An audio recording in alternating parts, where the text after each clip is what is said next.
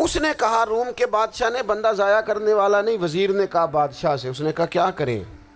کچھ ایسا کریں کہ یہ معاذ اللہ ہمارے دین میں آ جائے۔ اور قرآن مجید نے واضح کہہ دیا ہے کہ یہودی اور عیسائی تم سے راضی نہیں ہو سکتے حتی تتبع ملتہم، جب تک کہ تم ان کے دین کی پیروی نہ کرو، ان کو کسی طریقے سے معاذ اللہ عیسائی بنایا جائے۔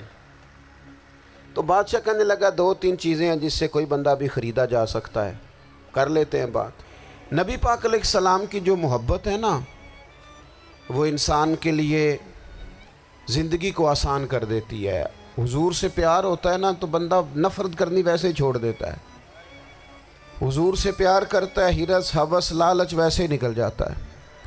جب حضور سے محبت ہو جاتی ہے، نماز پڑھنا، درگزر کرنا، درود شریف پڑھنا، قرآن پاک پڑھنا، دین کی خدمت کرنا، حتیٰ کہ جان دینا بھی آسان ہو جاتا ہے۔ نبی پاک علیہ السلام کی محبت انسان کو کبھی بھی پریشان نہیں ہونے دیتی، الجھنے نہیں دیتی، تازہ دم رکھتا ہے حضور کا پیار۔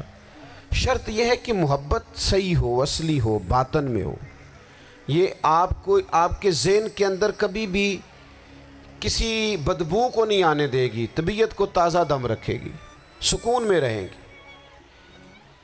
لیکن نبی پاک علیہ السلام کی محبت کے کچھ تقاضے ہیں، ان تقاضوں کو سمجھنا پڑے گا۔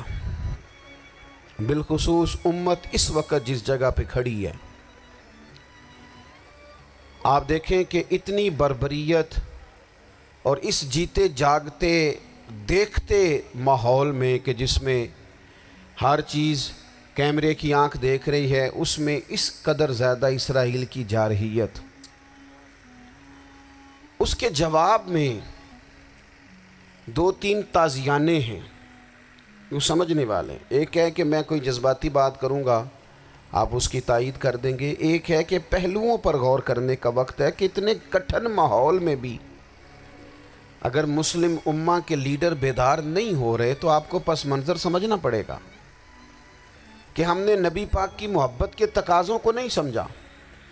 حضور سے محبت ہے نا تو پھر نبی پاک کو تو سادہ طرز زندگی پسند ہے، حضور کو تو پسند نہیں ہے۔ اللہ کے محبوب نے تو دعا مانگ کے فقیری لی اللہ تعالیٰ سے۔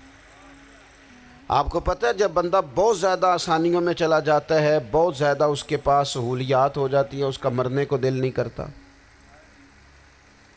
خود نبی پاک علیہ السلام نے فرمایا قیامت کے قریب کافر تم پر جھپٹیں گے جس طرح بھوکے لوگ کھانے پر جھپٹتے ہیں۔ حضور کیوں، ہم تھوڑے ہوں گے؟ فرمایا نہیں، تمہیں دنیا سے محبت ہو جائے گی اور موت تمہیں بری لگے گی۔ اتنے بڑے بڑے بنگلے، عالی شان محلات، کس کا چھوڑ کے مرنے کو جی چاہتا ہے معاذ اللہ۔ نبی پاک کی محبت کا تقاضا سمجھو، ایسا نہیں کہ وہاں دولت آئی نہیں۔ حضور تو فرماتے ہیں کہ اللہ نے خزانوں کی کنجیاں میرے ہاتھ میں رکھ دی ہیں، لیکن میں نے عرض کیا مالک ایک وقت روٹی دینا اور ایک وقت کا فاقہ دینا۔ کنجیاں خزانوں کی اللہ نے دی۔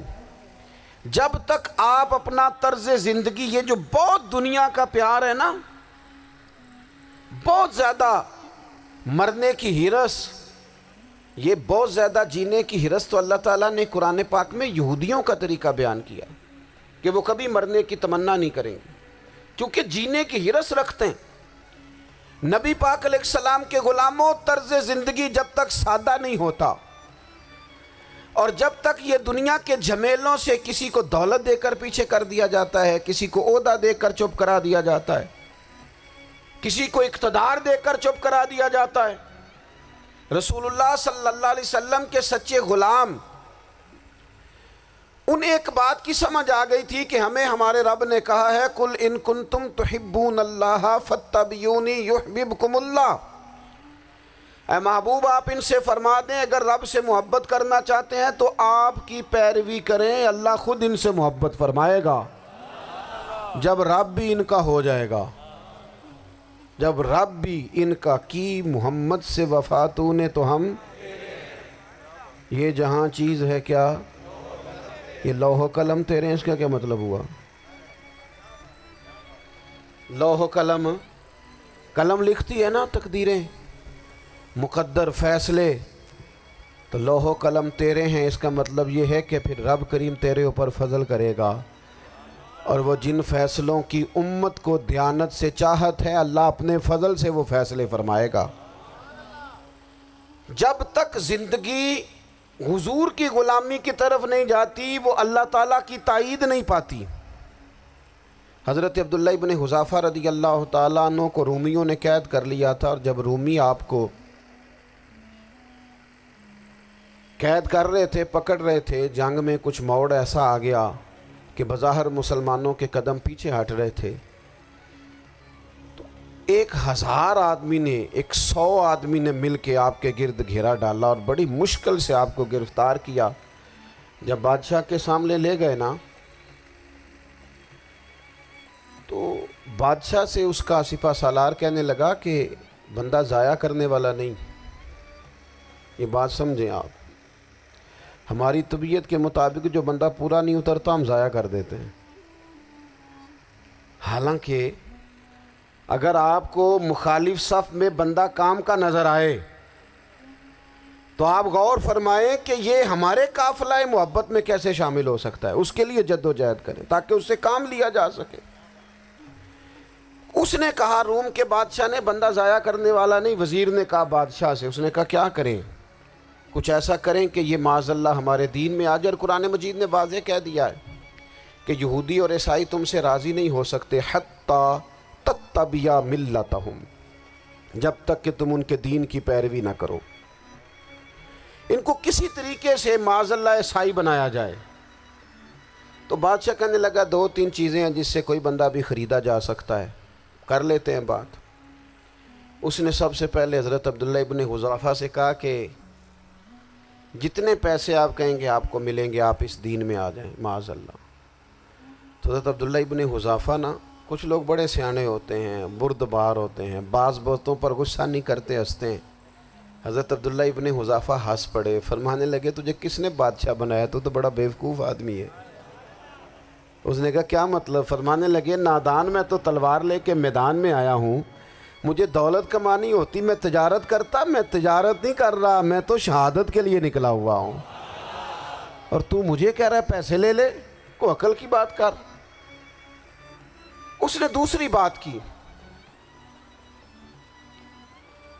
اس نے کہا کہ میں بادشاہ ہوں، میرے نیچے جتنے بھی عہدے ہیں، وزیر، مشیر، وزیر خزانہ، جو آپ عہدہ کہیں گے آپ کو دے دیا جائے گا، آپ اس طرف آ جائیں۔ تو حضرت عبداللہ ابن حذافہ کہنے لگے پھر کہتا ہوں تو بڑا نادان ہے۔ فرمانے لگے میں حضور کا صحابی ہوں، اور صحابی ہونے سے بڑا عہدہ دنیا میں ہے ہی کوئی نہیں۔ صحابہ وہ صحابہ جن کی ہر صبح عید ہوتی تھی، خدا کا قرب حاصل تھا، نبی کی دید ہوتی تھی۔ کہا تو مجھے لالچ دے رہا ہے۔ اب انہوں نے ایک نئی چال چلی، وزیر کہنے لگا کہ میں ایک اور طرح سے معاذ اللہ کوشش کرتا ہوں پگھلا دینے کی۔ آپ اندر کمرے میں قید تھے تو وہاں ایک خاتون کو بنا سنوار کر بھیج دیا گیا۔ دوستو یاد رکھنا، تگڑا اور مضبوط جوان پتہ کون ہوتا ہے؟ جس کی نظریں پوری طرح اس کے کنٹرول میں ہوں، یہ علامت جوانی ہے۔ جس آدمی کا پوری طرح، 2 لوگ دنیا میں کبھی کوئی کارنامہ سر انجام نہیں دے سکتے، ایک جو حرام کھاتا ہو، ایک جس کی نظر ناپاک ہو۔ محمد بن قاسم جب یہاں آئے تھے نا تو ایک دن بڑے پریشان تھے، تو ایک بزرگ کہنے لگے آپ کیوں پریشان ہیں؟ کہنے لگے راجہ دہر سے مقابلہ ہے، اور ہماری فوج تو سندھ کے رستے بھی نہیں جانتی، زبان بھی نہیں جانتی، لڑیں گے کیسے؟ 2-4 دن کے بعد ان بزرگوں کی دوبارہ محمد بن قاسم سے ملاقات ہوئی تو بڑے خوش تھے۔ کہا اب آپ کیوں خوش ہیں؟ کہنے لگے وہ میرا مقابلہ نہیں کر سکتا، میں نے تحقیق کر لی ہے۔ کہا کیوں؟ کہنے لگے نظر کا گندہ ہے، اور جو نظر کے گندے ہوتے ہیں وہ میدانوں میں ٹھہرا نہیں کرتے۔ میدان کے لیے نکلنے کے لیے پاک جوانی کی ضرورت ہوتی، تطہیر مزاج ہونا ضروری ہوتا ہے، پاکیزہ افکار اور سچی اور سچی ستھری سوچوں کا ہونا ضروری ہوتا ہے۔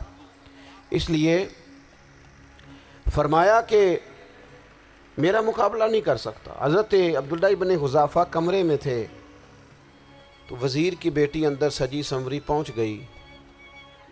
جیسے ہی آپ نے اس کفر کی چال کو دیکھا تو تیمم کر کے نفل شروع کیے. وہ ساری رات بیٹھی رہی. رب کا بندہ ساری رات عبادت کرتا رہا. عبادت بڑا سہارا ہے، مصلی بڑا سہارا ہے اللہ کے بندوں. صبح دروازہ کھولا، وزیر نے اپنی بچی سے پوچھنا چاہتا تھا رزلٹ کیا نکلا، تو وہ کہنے لگی پیچھے ہٹ جا، اب تیرا میرا تعلق کوئی نہیں، میں نے نبی پاک کا کلمہ پڑھ لیا. اس نے کہا میں نے بھی زمانہ دیکھا ہے، پر یہ کیا لوگ ہیں، کستوری کے بنے ہوئے، سندل سے دھلے ہوئے، کہ میں ساری رات کمرے میں رہی اور 100 اور 1000 آدمی جس جوان کا مقابلہ نہ کر سکے، اتنا طاقتور جوان کمرے میں رہا اور اسے نظر اٹھا کے نہ دیکھا. او کچا رنگ للاری والا جڑا چڑھدا تے لیندا رہندا ہے، اے عشق تیرے دا رنگ محمد چڑھیا پھر نہیں لیندا. میں نے کہا ایک دفعہ نظر اٹھا کے نہیں دیکھا، کمال ہو گئی.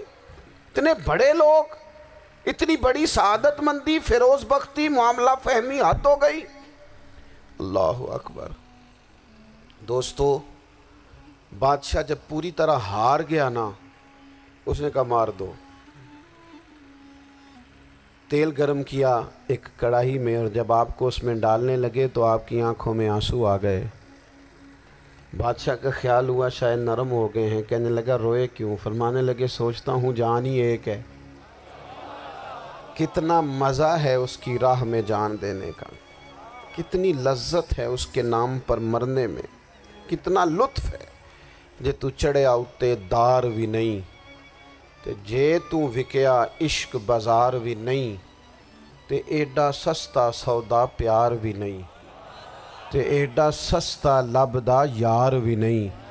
کئی جنگل گانے پیندے نی، کئی دوزخ لنگنے پیندے نی، جے وہ اس ملوں بھی مل جاوے، ایدوں سستا ہور بپار بھی نہیں.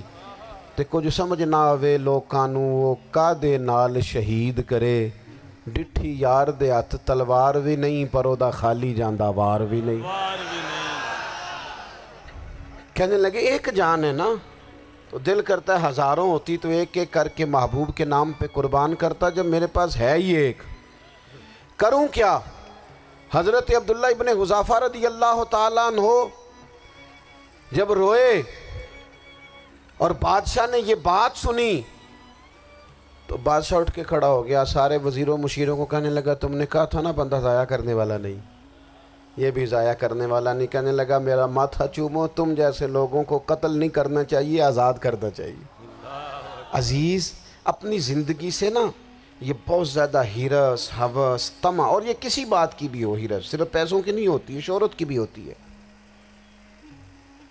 یہ بیماری انسان کو اقتدار کی بھی ہوتی ہے، تعریف کی بھی بیماری ہوتی ہے. یہ سارے نقص ہوتے ہیں لوگوں کو، اور معاذ اللہ بعض جبوں کبوں کے اندر بھی ہوتے ہیں، وہاں بھی پنپتے ہیں. اپنی زندگی جب تک اس سادگی میں نہیں لاؤ گے جو رسول پاک نے عطا فرمائی ہے. جب لوگ آسانیوں میں پوری طرح الجھ گئے تو پھر وہ دور ہوئے اور کفر چڑھ گیا. دوسری بات، اللہ کے محبوب صلی اللہ تعالیٰ علیہ وسلم کی محبت ہم سے تقاضا کرتی ہے کہ ہم اس مشن کے لیے کام کریں جس مشن کے لیے رسول پاک نے کام فرمایا ہے. ہم سارے کام بڑی مضبوطی سے، سوچ سمجھ کے، تدبر سے، حکمت سے، تقاضوں کو مد نظر رکھتے ہوئے کرتے ہیں. سارے کام. دین کے کام میں ہمارا مزاج نہیں ہوتا، او ہو جائے گا جی، آپ بسم اللہ پڑھیں جی، شروع کریں جی. آپ تقاضوں کو سمجھیں، چیزوں کو دبائیں نہیں، چیزوں پر غور کریں. کسی کے ذہن کی سطح پر سوال ابھرتا ہے، اس کا تسلی بخش جواب دیں. اپنی زندگی میں دین کے کام کے لیے اپنے آپ کو وقف کریں. اور دین کے کام کے بہت سارے پہلو ہیں. ہزاروں لوگوں کو قرآن پاک ٹھیک پڑھنا نہیں آتا، ہزارہا لوگ ہیں جو قرآن مجید کے مطالب سے آگاہ نہیں ہیں، دین کی بنیادی ضروریات سے لوگ نابلد ہیں. میں آپ کو کس طرح یہ بات سمجھاؤں کہ ہزاروں کی تعداد میں طلاقیں اس لیے ہوتی ہیں کہ مردوں کو طلاق کے مسئلے نہیں آتے. انہیں پتہ نہیں ہے کہ مجھے حقوق زوجین کے معاملے میں کیسے چلنا ہے. ڈھیر سارے گھروں میں تباہی اس لیے ہے کہ تربیت اولاد کا دینی منہج ہمیں نہیں پتا. اپنا حصہ ملائیں دین کے کام میں. ایک آدمی کو اگر تو نمازی کرنے میں کامیاب ہو گیا تیری زندگی بدل گئی. وہ دین بیزار لوگ جو ہمارے بیچ بیٹھ کے ہماری نوجوان نسل کو پگڑی اور داڑھی کا نام لے کے بنیادی طور پر دین سے دور کرتے ہیں، ایسے نوجوانوں کو دین کا پیغام محبت دے کر دین کے قریب کرنا ہماری ڈیوٹیوں کا حصہ ہے. ہمیں ذمہ داری کا احساس کرنا پڑے گا، ہمیں یہ خاص قدم اٹھانا پڑے گا، توجہ دینی پڑے گی. مساجد، مدارس، میں آپ سے عرض کروں اتنی ڈٹ کے مخالفت ہوتی ہے نا مدرسوں کی، اتنی ڈٹ کے. میں ادارہ چلاتا ہوں، اس کے چلانے میں جو مشکلات ہیں وہ تو ہم بتا نہیں سکتے آپ کو، اس لیے کہ میری قوم، میرا اس قوم سے تعلق ہے جو نعت خواں امیر کرنا چاہتی ہے، مدرسے نہیں. ہاں نقیب خطیب پیدا کرنا چاہتی ہے، شعر و شاعری کی زندگی کو پروان چڑھانا چاہتی ہے. فقط ہمارا ان لوگوں سے تعلق ہے جو لاکھوں کروڑوں روپیہ محافل پہ لگائیں گے، اور قاری صاحب بیچارے اگر مسجد کا کوئی ہونے والا کام کسی وقت بتا دیں گے تو وہ بڑی مشکل آ جائے گی ان کے لیے. یہ کیسے ہو سکتا ہے، آپ نے یہ ڈیوٹی بتا دی. مدارس اور جتنا اہم رول دین کو پھیلانے میں مدارس اسلامیہ کا ہے، اتنی زبردست. لوگوں کا خیال ہوتا ہے میری طرح کے لوگ شاید کام کرتے ہیں، ڈیوٹی کرتے ہیں. یہ 10-15 لوگ آپ کو نظر آتے ہیں جو آپ کو کہیں میڈیا پر یا ادھر ادھر ڈیوٹی کرتے، مخلص لوگ اپنی جگہ پہ، وہ بھی بڑا ہی کام کر رہے ہیں، جو میڈیا پہ آ کے بھی اخلاص سے اور درد دل سے کو دین کی، ان کی بھی کسی بات کی حوصلہ شکنی نہیں. لیکن ہزارہا اساتذہ جو مدارس میں بیٹھ کے پڑھاتے ہیں، جنہوں نے وہ سارے لوگ تیار، آپ سمجھ نہیں سکتے کتنا بڑا کام. حفظ کا استاد جو ہوتا ہے نا، اس کی ڈیوٹی 24 گھنٹے ہوتی ہے فجر سے پہلے، اور اس نے بچوں کو اٹھانا ہے. تنخواہ تو ہم انہیں دینا نہیں نہ چاہتے جی، تنخواہ نہیں دے دی انہوں نے. ہمیں مولوی امیر نہ ہو جانا، مولوی نو تے سوٹ بھی 27ویں والی رات دے ہے تاکہ کدھر سوان کے عید والے دن پا نہ لوے، چونکہ 27ویں تو بات تے درزی پھڑتا ہی کوئی نہیں. کیوں حضرت ایسے ہی ہے نا، اس وقت تو نہیں نہ لیتا. تو ہم چاہتے ہیں مولوی ہماری مرضی کے ہماری طرح کا سوٹ نہ پہن لے. مدارس کی مضبوطی آپ یہ دیکھ لیں، یہ صلاح الدین ایوبی کا تعلق بھلا کس چیز سے تھا؟ غوث اعظم کے مدرسے سے. حضور غوث اعظم کے مریدوں کی جماعت اس کے ساتھ شامل تھی. کون لوگ تھے جنہوں نے مدارس سے فیض پایا؟ رازی اور غزالی، حضور غوث اعظم، خواجہ اجمیر، یہ سب لوگ مدارس کے لوگ ہیں. کمزوریاں ہیں، غلطیاں ہیں، بہت ساری چیزوں کی اصلاح کی ضرورت ہے، لیکن یہ دین کا بہت بڑا قلعہ ہوتا ہے مدرسہ. لیکن اس کی مخالفت کی جاتی ہے. مجھے بتائیے اگر مدرسوں میں کمزوریاں ہیں تو کالجوں یونیورسٹیوں میں نہیں ہیں؟ ہم نے کبھی مخالفت کی ہے بند کر دو سارے؟ لیکن لوگوں کا جب خیال آتا ہے، جب ہمارے ایک سابقہ وزیر صاحب تھے سر راہ، کسی دعوت میں میری ان سے ملاقات ہو گئی تو انہوں نے کہا مدرسوں کا کردار کیا ہے آج کے ماحول میں؟ میں نے انہیں کہا کہ مختلف کورسز آپ کراتے ہیں نا، تو اس کے لیے پھر مختلف ویکینسیز ہوتی ہیں. جہاں بچوں کو مدرسے کا کورس کرایا جاتا ہے تو استاد بننا ہوتا ہے، اس نے خطیب بننا ہوتا ہے، مسجد کی ڈیوٹی کرنی ہوتی ہے. میں نے کہا آپ بالکل کوئی حکومت سرپرستی نہیں کرتی، لیکن اللہ کا فضل ہے. کبھی آپ نے حکومت سے سنی ہے جس میں جمعے والے دن مولوی نہ ملا ہو جمعہ پڑھانے کے لیے؟ کبھی آپ کو رمضان میں ایسی مسجد ملی ہے جس میں قرآن مجید سنانے کے لیے حافظ نہ ملا ہو؟ یہ ہو سکتا ہے کسی حافظ کو مسجد نہ ملے. تو مدارس کے ذمے جو کام تھا مدارس نے جم کے کیا ہے اور ڈٹ کے کیا اللہ کے فضل سے. اور مدارس کے لوگوں کو بھی کمزور نہیں پڑنا چاہیے، کبھی کسی وزیر، مشیر، مالدار کے روب میں نہیں آنا چاہیے، قطعاً نہیں. کیوں کہ یہ وہ عظیم لوگ ہیں رسول اللہ صلی اللہ علیہ وسلم کے دین کے غلام، کہ ابھی ایک لفظ نہیں پڑھا ہوتا الف با تا سا، پہلے دن گھر سے نکلتے ہیں تو حضور فرماتے ہیں اللہ کے فرشتے ان کے پیروں کے نیچے پر بچھا بھی دیتے ہیں. پہلے دن اتنا بڑا اعزاز ملتا ہے. تو حضور کی محبت کا تقاضا ہے دین کا کوئی کام کیا جائے. ایک خاتون مسجد نبوی شریف میں جھاڑو دیتی تھیں پر کوئی کام تو کرتی تھی نا. اور کس مسجد میں؟ جہاں 70,000 فرشتے صبح آتے ہیں، 70 شام آتے ہیں. اس مسجد میں وہ خاتون جھاڑو دیتی تھی، بخاری ہے۔ جب ان کا انتقال ہو گیا، صحابہ نے سوچا کہ حضور کو تکلیف ہوگی، بغیر بتائے جنازہ پڑھ دیا۔ حضور صبح تشریف لائے، تازی قبر دیکھی، اور محبوب وہ ہیں جو فرش پہ کھڑے ہو کے عرش کی خبریں دیتے ہیں۔ نبی پاک علیہ الصلوۃ والسلام نے فرمایا کہ مجھے اطلاع کیوں نہیں دی اس کے انتقال کی؟ یہ کرم دیکھو، کوئی ڈیوٹی تو کرتی تھی نا یار، پر خلوص سے، پر پیار سے، پر اللہ کو راضی کرنے کے لیے، پر درد دل سے۔ اور دین کی ڈیوٹیاں کرنے والے دوستو سنو، حضور صبح آئے، قبر کو دیکھ کر فرمایا مجھے کیوں نہیں بتایا؟ یا رسول اللہ آپ کو تکلیف دینا مناسب نہ جانا؟ تو قبر پہ کھڑے ہو کے حضور نے فرمایا صف بناؤ، میں دوبارہ جنازہ پڑھاؤں گا۔ صف بناؤ، میں دوبارہ جنازہ پڑھاؤں گا۔ کوئی ڈیوٹی تو۔ تیسرا تقاضا حضور کی محبت کا، سمجھو میں بس بڑی جلدی بات سمیٹنے لگا ہوں۔ حضور کی امت سے پیار کرو، یہ نبی پاک کی محبت کا تقاضا ہے۔ حضور اس بندے سے بڑے راضی ہوتے ہیں جو حضور کی امت سے پیار کرتا ہے۔ آپ کو پتہ ہے حضرت جبریل امین علیہ السلام نے معراج کی رات حضور علیہ الصلوۃ والسلام سے عرض کی تھی کہ اللہ کی بارگاہ میں عرض کیجئے گا میری بھی ڈیوٹی لگ جائے آپ کی امت کے ساتھ محبت کرنے پر۔ تو یہ کیوں کہا تھا انہوں نے؟ علماء نے لکھا اس لیے کہا تھا کہ حضرت جبریل بھی جانتے ہیں کہ حضور کی امت سے محبت کی بات کی جائے نا تو نبی پاک راضی ہوتے ہیں۔ امت سے پیار کرو گے نا، امت سے۔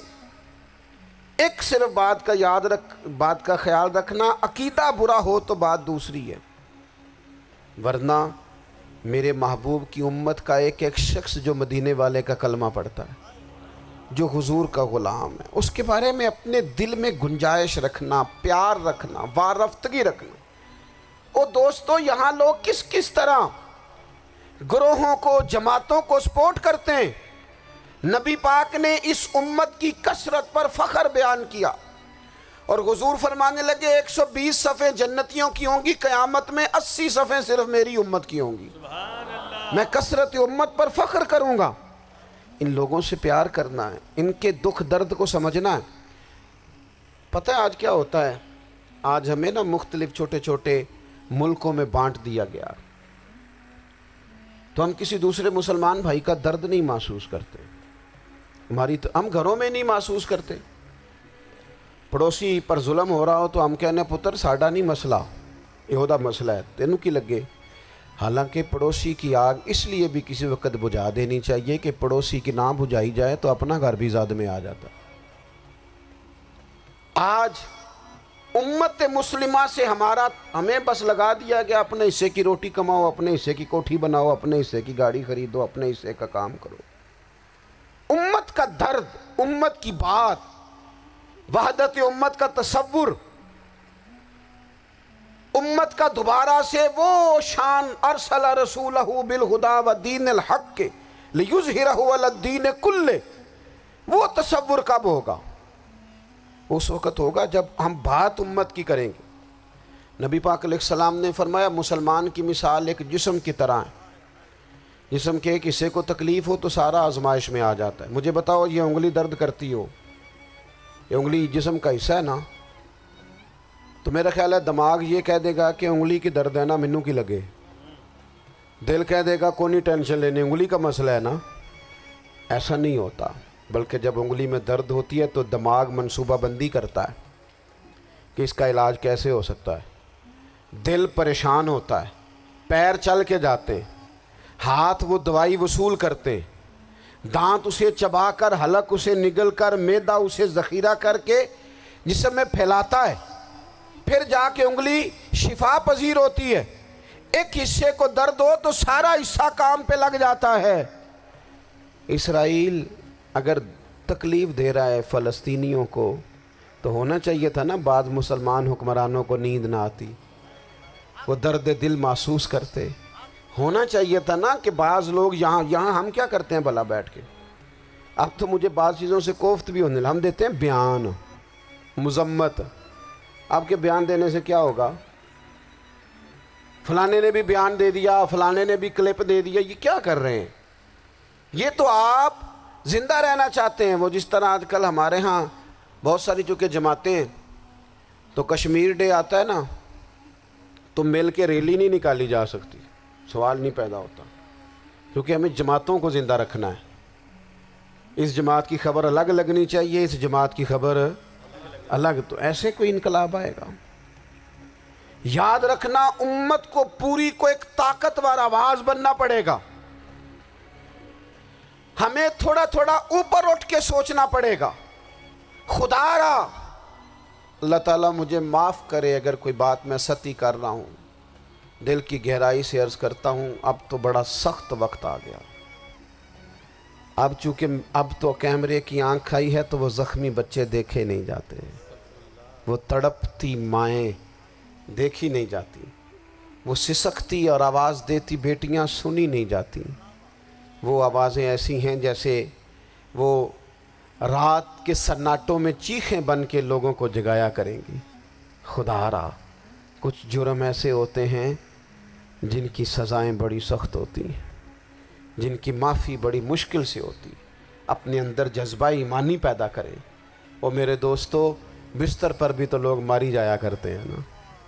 اپنی زندگی رسول اللہ صلی اللہ علیہ وسلم کے دین کے نام کرو. جذبہ جہاد, شوق شہادت اور عشق رسول, یہ عناصر ہیں جو امت مسلمہ کو پیروں پر کھڑا کریں گے. 2 منٹ کے لیے سوچو, امت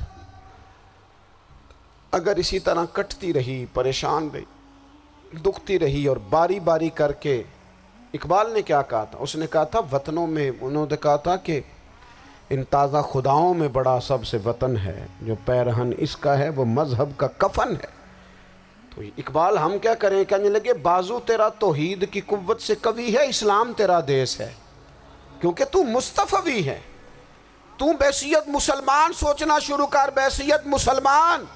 اور یوں تو سید بھی ہو, مرزا بھی ہو, افغان بھی ہو, تم سبھی کچھ ہو, بتاؤ کہ مسلمان بھی ہو. تمہارے اندر کہیں سے کوئی مومن بھی بولتا ہے کہ نہیں؟ علاقائی تعصبات اور ملکی سرحدوں میں قید ہو جانے والوں, تم ایک نبی کی امت ہو.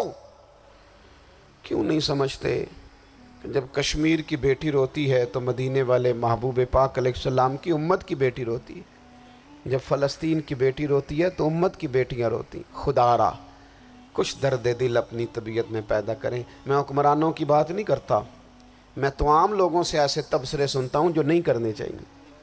وہ نہیں جی نہیں, دوسرا رخ بھی دیکھو. عام آدمی اٹھ کے, عام لوگ بھی یہ خطرناک سوچیں اور ان سے خوفناک نتائج برآمد ہوں گے.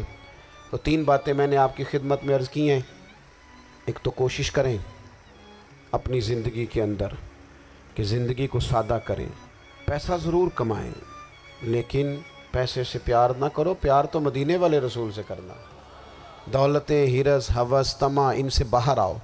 اور دوسری گزارش آپ کی خدمت میں یہ عرض کی ہے, کچھ نہ کچھ دین کا کام, اور اس میں بھی شہرتوں سے بچتے ہوئے, تصویروں سے بچتے ہوئے. میں ہر محفل میں شاید کہتا ہوں میری فوٹو آ رہی ہے اور لائیو آ رہا ہے اور فلاں ہو رہا ہے, لیکن اس محفل کا خوبصورت انسان وہ ہے جو سب سے پیچھے بیٹھا ہے.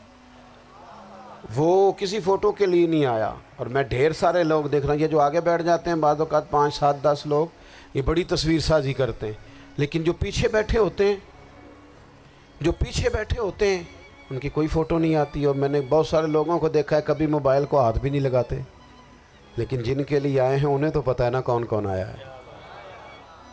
اور کچھ دین کے لیے کریں. اور تیسری گزارش آپ کی خدمت میں یہ ہے کہ امت بن کر بھی ضرور سوچیں اور امت کے دکھوں کا مداوع بھی کریں اور امت مسلمہ کا درد بھی اپنے سینے میں ضرور محسوس کریں. اللہ تعالی ہماری اس بزم کو.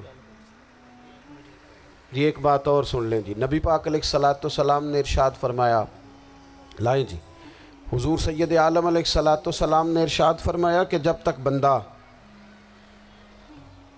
اللہ کے بندوں کی مدد میں رہتا ہے نا, اللہ بھی اس کی مدد کرتا رہتا ہے.